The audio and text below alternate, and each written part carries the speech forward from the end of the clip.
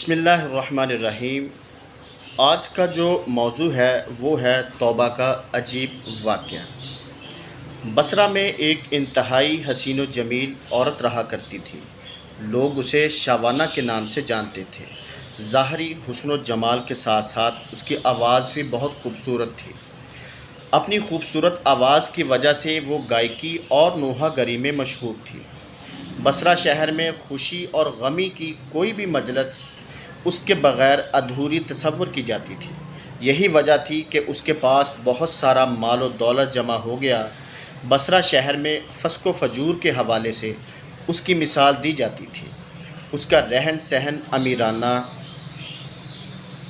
وہ بیش قیمت لباس زیب تن کرتی اور گراں بہا زیورات سے بنی سنوری رہتی تھی۔ ایک دن وہ اپنے رومی اور ترکی کنیزوں کے ساتھ کہیں جا رہی تھی۔ راستے میں اس کا گزر حضرت صالح المری علیہ رحمۃ اللہ علیہ کے گھر کے قریب سے ہوا۔ آپ اللہ تعالیٰ کے برگزیدہ بندوں میں سے ایک تھے۔ آپ باعمل عالم دین اور عابد و زاہد تھے۔ آپ اپنے گھر میں لوگوں کو واعظ ارشاد فرمایا کرتے تھے۔ آپ کی واعظ کی تاثیر سے لوگوں پر رقت طاری ہو جاتی اور وہ بڑی زور زور سے آہ و بکا شروع کر دیتے اور اللہ تعالیٰ کے خوف سے ان کی آنکھوں سے آنسوؤں کی جھڑیاں لگ جاتی۔ جب شوانہ نامی وہ عورت وہاں سے گزرنے لگی تو اس نے گھر سے آہ و فغاں کی آوازیں سنی۔ آوازیں سن کر اسے بہت غصہ آیا۔ وہ اپنی کنیزوں سے کہنے لگی کہ تعجب کی بات ہے کہ یہاں نوحہ کیا جا رہا ہے اور مجھے اس کی خبر تک نہیں دی گئی۔ پھر اس نے ایک خادمہ کو گھر کے حالات معلوم کرنے کے لیے اندر بھیج دیا۔ وہ لونڈی اندر گئی اور اندر کے حالات دیکھ کر اس پر بھی خدا تعالیٰ کا خوف طاری ہو گیا اور وہ وہیں بیٹھ گئی۔ جب وہ واپس نہ آئی تو شوانہ نے کافی انتظار کے بعد دوسری کے بعد پھر تیسری کو اندر بھیجا، مگر وہ بھی واپس نہ آئیں۔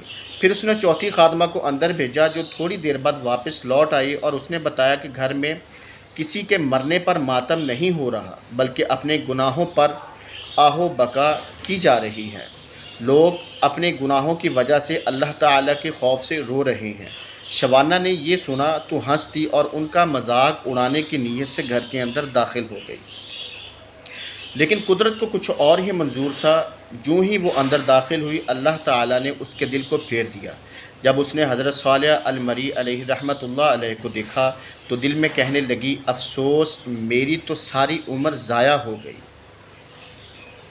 میں نے انمول زندگی گناہوں میں اکارت کر دی، وہ میرے گناہوں کو کیوں کر معاف فرمائے گا۔ انہی خیالات سے پریشان ہو کر اس نے صالح المری علیہ رحمۃ اللہ علیہ سے پوچھا، اے امام المسلمین، کیا اللہ تعالیٰ نافرمانوں اور سرکشوں کے گناہ بھی معاف فرما دیتا ہے؟ آپ نے فرمایا، یہ واعظ و نصیحت اور وعدے و وعیدیں سب انہی کے لیے ہیں تاکہ وہ سیدھے راستے پر آ جائیں۔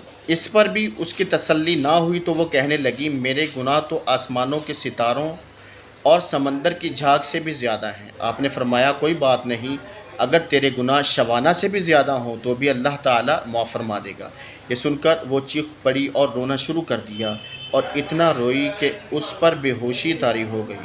تھوڑی دیر بعد جب اسے ہوش آیا تو کہنے لگی، حضرت میں ہی وہ شوانہ ہوں جس کے گناہوں کی مثالیں دی جاتی ہیں۔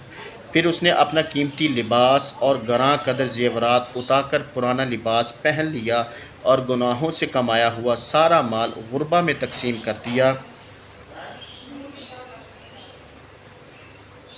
اور اپنے تمام غلام اور خادمین بھی آزاد کر دیے۔ پھر اپنے گھر میں مقید ہو کر بیٹھ گئی۔